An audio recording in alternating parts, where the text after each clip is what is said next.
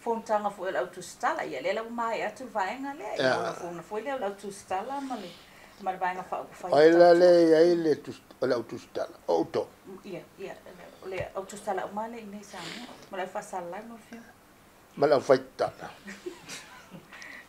ia ole tatu nunga le tautu a fai e sa o mai ile fa nga pa lo tele la tunu le tausanga fo ola tilo mua e ave se fonga fetalai a mai se fonga fetalai se tangata mai fa foi na te a ve mo fonga fetalai ona o fa mai no la tu mau ole fa ai tu au ole fa tinonga nga le fa tau tainga fonga fetalai ola la o filma so fina nga lo ile na oi foi le tai o Dr. Afualo le Dr. Salele lo kama Kelo. Me uma São Noel tamalna. Que li an fale com. Al mesmo momento. O que ele lo po se papua é o mai. Po se fique. E a po se percang. Ai longa mal mai escoi. E fa sa mola unga kako. E se vai la i le professor ele ai ngi mele o mamla. O ngalo yaki. E o mela le fiki a vifia. E fa sa mo ia kako. Longa lua. Longa winga. Longa finangalo. Ele ai se sa mo ngi anga ba. Lo ne vale o maka ia foi pulo o maka. O ai la se foi pulo fial. O lo nga ma foi ai lo nga ese la kosui. On fa pe fele. E wala la fa lo ma sale.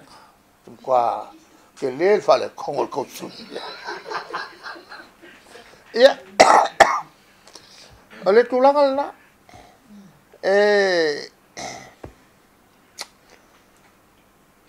Ole memo mo. Ole mele ele mamla mai el kamale. Mo me kula fongo ku mau. O ina fa foi ai le el fontanga. Ele fa pela o lo le mal mai. Tu la fono tu mau. O nga fe mai le o la fa au le. O le meo ke makau il vanga kamale e nga ke le lo le me fa sa o me fi fa mal la na atu ku a se lo ku lo ma fa sa la le nga fu le fa pe o fa le lave o ku mai la vango ya ka o fon kalai a nga lo ya ki o le tu atu lunga o el mal le ku la fon ku ma e ma ko voi lu ko fa sa o kamai nga kai pe o kama o voi o ra le ke lo kai me ku se e lu ga le sa fon kala e a me se foi e o kamale o ono e ma ko le fon le ka lu nga o le sa a voi ono a kuangele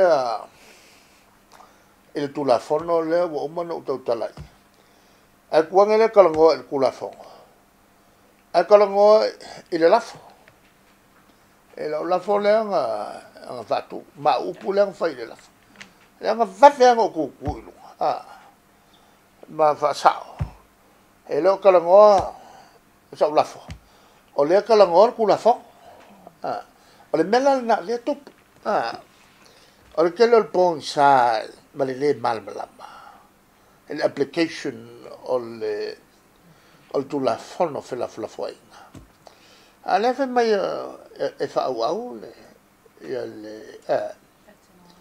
ya foi la meleng fa sa o el fong kalai ya ra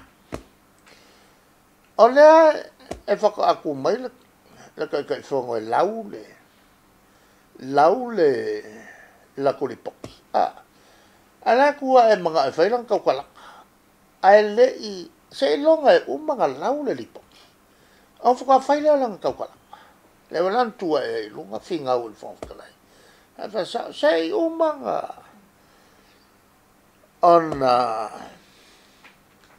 teipo whaka oko le lipo. Masau no i el telefon. A whaka ngono le talna. Mangkuala. A lewa umanga sausonga le kai Ala ngo fongofo. Al kai milo. Ia langa koe kua le fatu le lafo. E kua kusafango ia rai. E kula lunga whakingo langa mga upulanga fia whalavilake. Al whalavilenga ia ra. E lenga e pupu aske misaka kei fonga. E vo ia ke ia. E le mamlam fo ia kula fongo. E whafoe ai ia whatalananga ia i tono le almata. Ia kulanga langa e le o